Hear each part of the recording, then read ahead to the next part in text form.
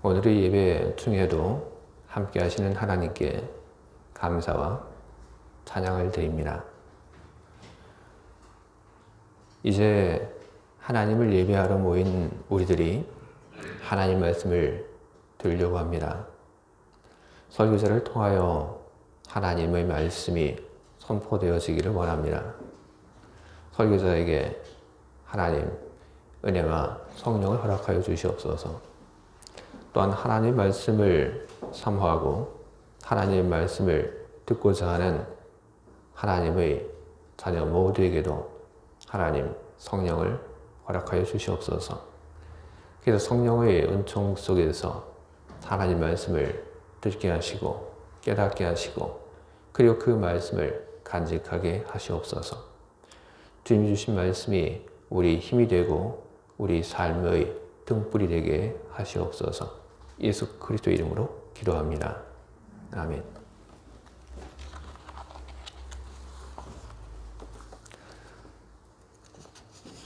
제가 들었던 말 중에 그리운 사람이 있다는 것은 꽤 괜찮은 인생이다. 그런 말이 있습니다. 저는 이 말을 듣고 좀 생각을 해봤습니다. 어떤 뜻인가? 그리고 이 말을 묵상을 해보니까 그리운 사람이 있다고 하는 것이 괜찮은 인생이다라는 그 말에 저도 동의가 되었습니다. 보고 싶은 사람이 한 사람도 없고 눈을 감아도 떠오르는 사람이 없다면 그 사람은 도대체 어떻게 살아온 것일까요? 그런데 그와 반대로 보고 싶은 사람이 많고 눈을 감으면 떠오르는 사람이 많다면 저는 그 사람은 정말로 잘 살아온 그런 인생이라는 그런 생각을 저는 합니다. 여러분들에게는 많은 그리운 사람이 있을 거라고 저는 생각을 합니다. 보고 싶은 사람, 그리고 눈을 감으면 떠오르는 많은 소중한 얼굴들이 있을 거라고 저는 생각을 합니다. 바울이라고 하는 사람도 역시 그랬습니다. 바울이라고 하는 이 사람 역시 그리운 사람이 너무나도 많았던 그런 사람입니다. 바울이 쓴 편지를 보게 되면 바울은 내가 누가 보고 싶다 그런 말을 꽤 자주 언급을 합니다. 그리고 바울이 쓴 편지 보면 또 어떤 이야기들이 나오냐면 누구누구에게 안부를 전해주십시오 하는 그런 말들이 나옵니다. 그런데 바울이 누구에게 안부를 전해주십시오 이렇게 이야기를 할 때 안부를 전해달라고 하는 사람이 한두 사람만 나오는 것이 아닙니다. 너무나도 많은 사람들의 이름이 나옵니다. 바울은 이렇듯 그리운 많은 사람들을 가졌던 그런 사람입니다. 바울에게 그리운 사람이 많았지만 그런데 특별히 누군가가 더 그립고 그리고 더 보고 싶을 때가 바울에게도 있었습니다. 우리도 그렇습니다. 살면서 누군가가 보고 싶고 그리고 누군가가 그리울 때 많은 사람들 중에서 특별히 누군가가 보고 싶고 그리울 때 그때에는 그만한 이유가 있습니다. 바울이 전도 여행을 마치고 예루살렘으로 돌아가던 중에 바울이 에베소 교회의 장로들을 향해서 연락을 취합니다. 내가 곧 에베소 근처를 지나가게 되는데 그때 내가 지나가는 곳에 다 와줬으면 좋겠습니다. 바울이 에베소 교회의 그 장로들에게 미리 이렇게 연락을 한 것은 에베소 지역 그 근처를 지나갔기 때문에 그리고 그때가 아니면 다시 에베소 교회의 그 장로들을 볼 기회가 없기 때문에 바울은 에베소를 생각하면서 그리운 사람들에게 연락을 했던 것입니다. 그리고 그 그리운 사람들을 에베소 근처의 그 장소에서 바울은 만났습니다. 바울은 또 다른 사건 속에서 또 다른 사람들을 보고 싶어하는 그런 마음을 가졌습니다. 감옥에 갇혔을 때는 마가가 보고 싶었습니다. 그리고 고린도 교회의 일을 가지고 일을 하던 그 중에 바울은 예수님이 보고 싶었습니다. 바울은 고린도 교회를 위해서 전적으로 헌신을 했던 그런 사람입니다. 교회를 세우고 그리고 또 다른 곳에 복음을 전하기 위해서 바울은 고린도를 떠납니다. 몸은 고린도를 떠났지만 마음은 여전히 고린도에 남아 있었습니다. 그런 그에게 고린도 교회의 이야기가 들려옵니다. 그런데 그게 들려온 고린도 교회의 이야기는 좋은 이야기들이 아니었습니다. 교회에 문제가 생겼다는 이야기, 어려움이 있다는 이야기, 싸운다는 이야기, 그런 이야기들이 수도 없이 그의 귀에 들려왔습니다. 그래서 바울은 고린도전서라고 하는 편지를 써서 보냅니다. 그리고 그걸로 끝난 것이 아니라 바울은 그 다음에 두 번째 편지를 또다시 써서 보냅니다. 바울이 고린도에 보낸 두 번째 편지는 상실되었습니다. 그렇기 때문에 바울이 뭐라고 썼는지 우리는 알 수 없습니다. 하지만 고린도 후서에서 바울이 언급한 내용 때문에 우리는 이 편지가 있었다고 하는 것, 그리고 이 편지가 어떤 성격의 편지라고 하는 것을 우리는 알 수 있습니다. 고린도 후서 2장 4절에서 바울은 두 번째 편지에 대해서 이렇게 쓰고 있습니다. 내가 마음에 큰 눌림과 걱정이 있어 많은 눈물로 너희에게 썼노니. 바울이 마음에 큰 눌림과 걱정이 있어서 눈물로 이렇게 편지를 썼다고 얘기를 합니다. 그래서 이 말을 보고 후대의 사람들이 이 두 번째 바울이 편지를 가리켜서 뭐라고 부를까 하다가 생각을 하다가 눈물의 편지라고 부르는 것이 좋겠다 해서 바울의 상실된 이 두 번째 편지를 눈물의 편지라고 그렇게 부릅니다.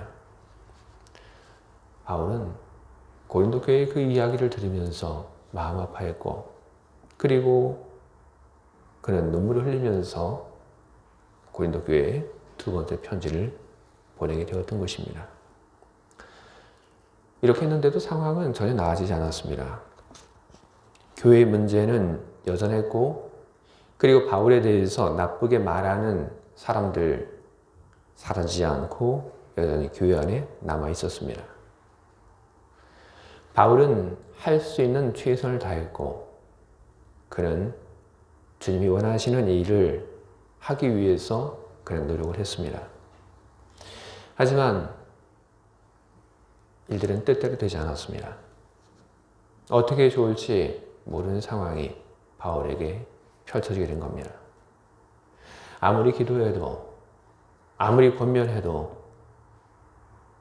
나아지지 않는 그 속에서 바울 그 사람에 대한 원망과 그리고 불평이 끊이지 않는 그 속에서 막막한 심정을 느꼈던 바울. 그 바울은 그때 문득 예수님이 보고 싶었던 것입니다. 물론 영으로는 늘 주님과 함께 있었습니다. 하지만 몸은 예수님과 떨어져 있었습니다. 영으로 함께 주님과 있다고 하더라도 얼굴과 얼굴을 대하는 것만 못합니다. 그래서 바울이 이런 이야기를 합니다. 그러므로 우리가 항상 담대하여 몸으로 있을 때는 주와 따로 있는 줄을 아노니. 영으로는 마음으로는 주님과 가까이 있지만 내가 몸으로는 육체로는 주님과 떨어져 있다. 이 얘기를 하고 있는 겁니다. 바울은 지금 당장이라도 주님과 얼굴을 대하며 마주하고 싶었습니다. 주님을 만지고 싶었고 그리고 주님의 손을 잡고 싶었습니다. 그래서 그는 이야기를 합니다. 우리가 담대하여 원하는 바는 차라리 몸을 떠나 주와 함께 있는 그것이라. 저는 바울이 이 말을 보면서 좀 위태하다 하는 그런 생각을 저는 하게 됐습니다. 몸을 떠나 주님과 함께 있고 싶다. 저는 이 말이 무척 아슬아슬해 보이고 그리고 위태해 보입니다. 그런데 이렇게 위태해 보이는 바울, 그에게 주님에 대한 그리움은 그에게 새로운 에너지를 안겨다 줍니다. 바울은 주님에 대한 그리움을 마음에 품고 그리고 처음 맺은 주님과의 사랑을 떠올리며 주님에 대한 충실함을 지키기로 합니다. 그가 주님에 대한 충실함을 지키겠다고 한 것은 무엇이냐 하면 내가 주님이 기뻐하시는 일을 해야겠다는 말, 바로 그것입니다. 바울은 말합니다. 우리는 몸으로 있든지 떠나든지 주를 기쁘시게 하는 자가 되기를 힘쓰노라. 조금 전까지만 해도 위태해 보였던 바울이 이제는 전혀 그렇지 않습니다. 주님에 대한 충실함을 지키며 주님을 기쁘게 해드리는 그런 사람, 그런 인생을 살겠다고 그렇게 이야기를 하고 있습니다. 바울은 믿고 있습니다. 그렇게 살면 언젠가 주님이 상을 가지고 그를 찾아오시든지 아니면 주님이 부르실 그날에 주님이 그에게 상을 주실 것이라고 하는 것을 그는 조금도 의심하지 않고 그는 굳게 믿었습니다. 바울이 5장 10절에서 우리가 다 반드시 그리스도의 심판대 앞에 나타나게 되어 각각 선악간에 그 몸으로 행한 것을 따라 받으려 함이라. 이렇게 말을 했지만 이 말 속에 담겨져 있는 바울의 믿음이라고 하는 것은 무엇이냐면 내가 주님을 기쁘게 해드리는 그런 삶을 산다면 내가 주님에게 충실한 그런 삶을 산다면 주님은 나에게 상을 주실 것이다. 바로 그 믿음을 담아서 바울은 이 말을 하고 있는 것입니다. 여러분, 그리움이라고 하는 것은 그것은 영혼의 에너지입니다. 바울의 경우에서 보듯이 그리움이라고 하는 것이 그에게 에너지가 되었고 그리고 그 에너지를 가지고 그는 주님에 대한 충실함을 지키며 그는 살게 됩니다. 시련과 실패에 의기소침해 있고 아무것도 하고 싶지 않은 그런 마음을 가지고 있는 사람이라 하더라도 그리움이 발동을 하게 되면 그 그리움은 그 사람에게 에너지를 다시 채워줍니다.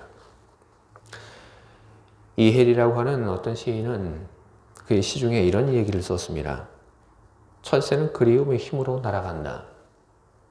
여러분, 얼마나 이 말이 멋있는 말입니까?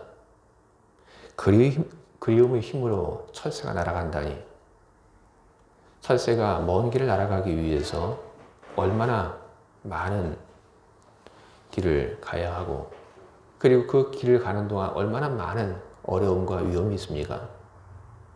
그 먼 길을 가는 철새, 그 철새가 그리움의 힘으로 날아간다.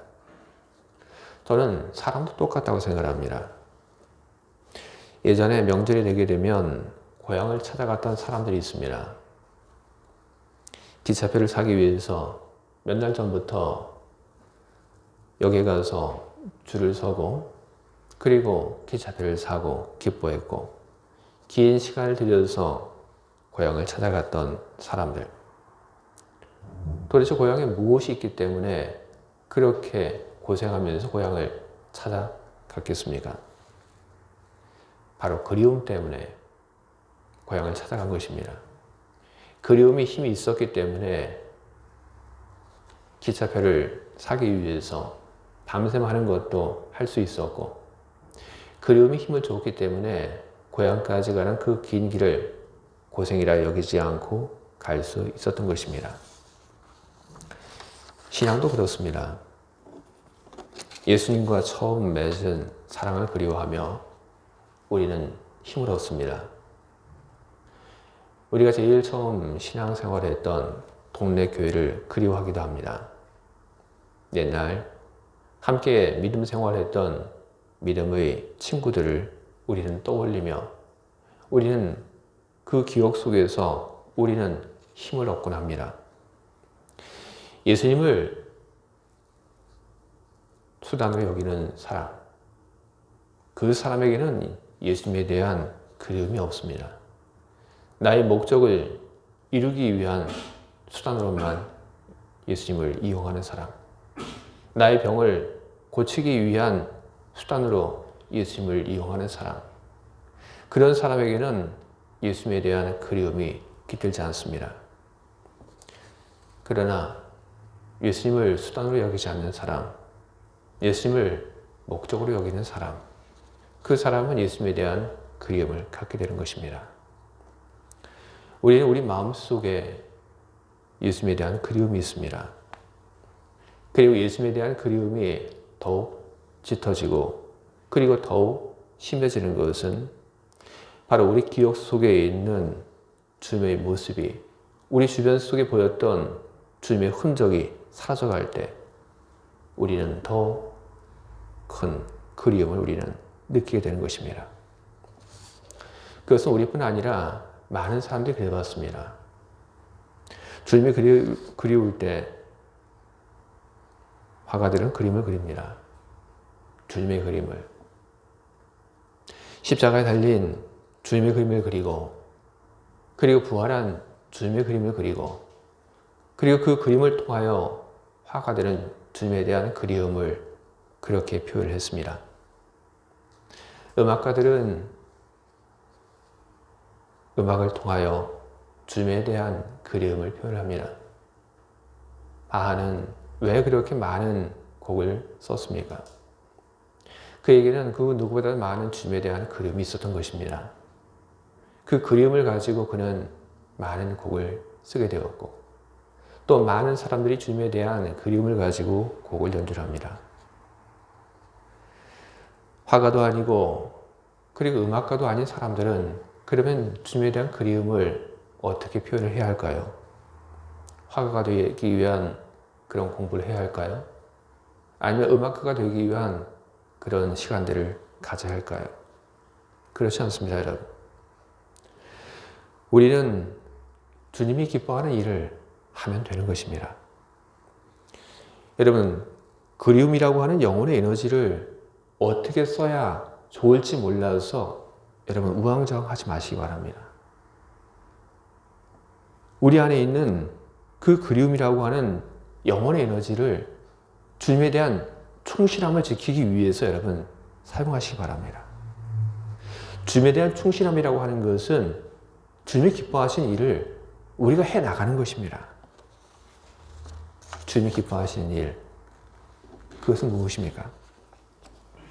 우리는 주님이 기뻐하시는 일이라고 할 때 우리는 어떤 일을 하는 것만을 우리는 생각을 합니다. 그러나 꼭 그렇지만은 않습니다.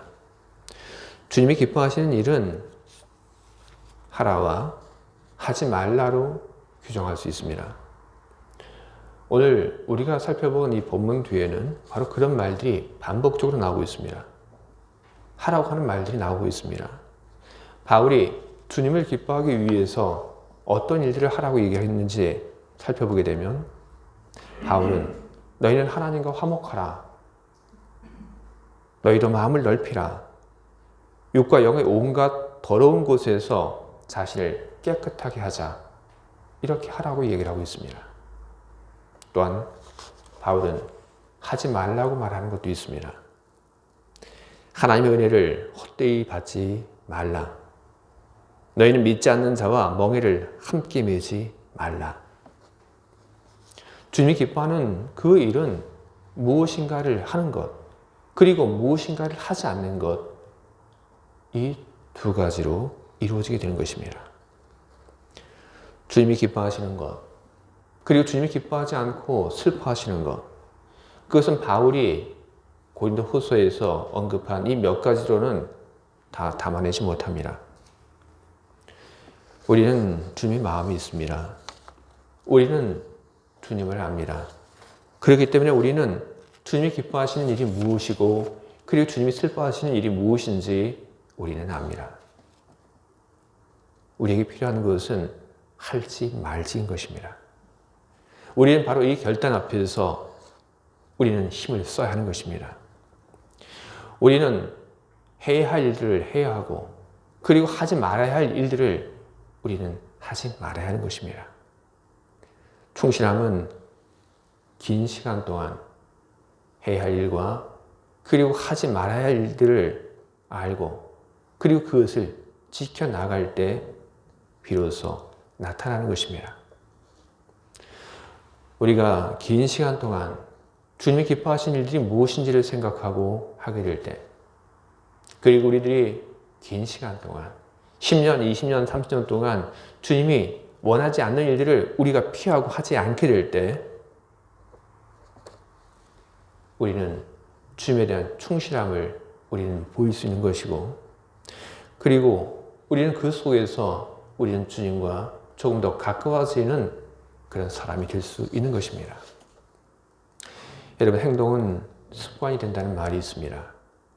그리고 습관은 성품이 된다는 말이 있습니다.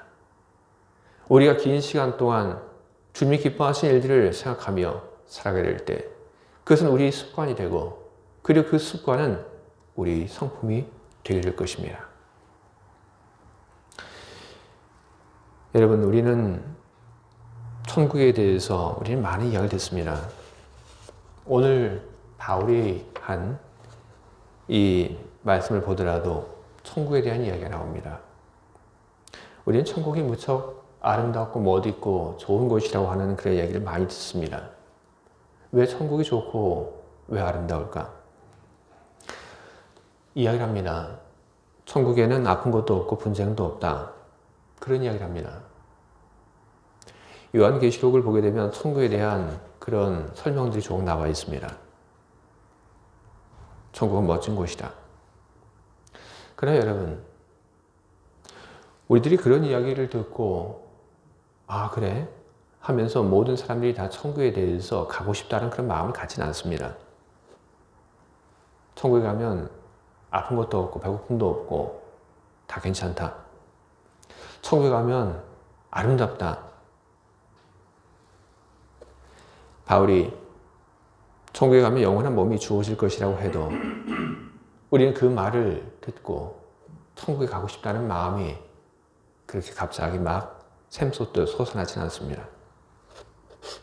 우리 마음이 하늘을 향하고, 그리고 우리 마음이 천국을 소망하는 그것은 저는 오직 한 가지 경우에만 그런 일들이 일어난다고 저는 그렇게 생각을 합니다. 주님에 대한 그리움이 있을 때, 그분에 대한 그리움이 있을 때 우리는 천국을 바랍니다. 왜냐하면 우리 주님이 바로 그곳에 계시기 때문에 그런 것입니다.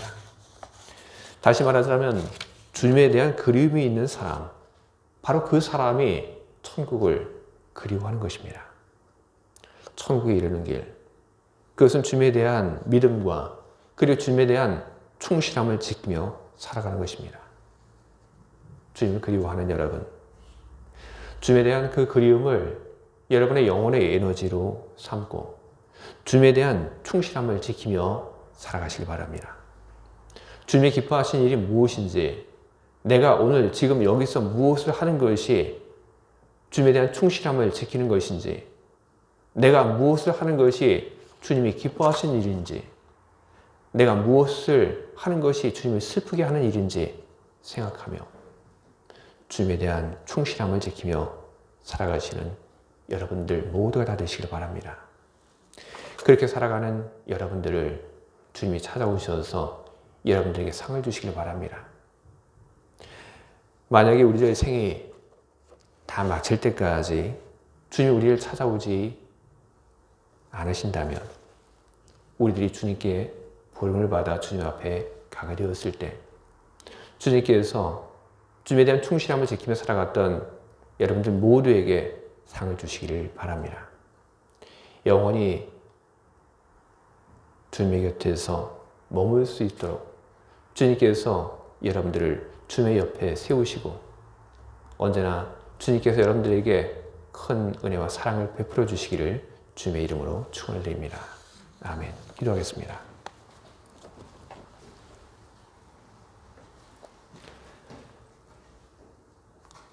하나님, 문득 예수님이 보고 싶었던 바울, 그 사람의 이야기를 오늘 우리들이 함께 나누게 되었습니다. 힘들고 어려운 속에서 모든 일들이 뜻대로 되지 않는 속에서 너무나도 주님이 보고 싶었던 바울, 그 주님에 대한 그리움을 영혼의 에너지 삼아 주님에 대한 충실함을 지키며 살겠다고 생각하고, 그리고 그 생각을 따라 평생을 다하여 주님에 대한 충실함을 지키고 살았던 바울, 그 모습이 오늘 우리 모습이 되게 하여 주시옵소서. 살다 보면 문득 주님이 보고 싶고, 그리고 주님이 그리워질 때가 있습니다.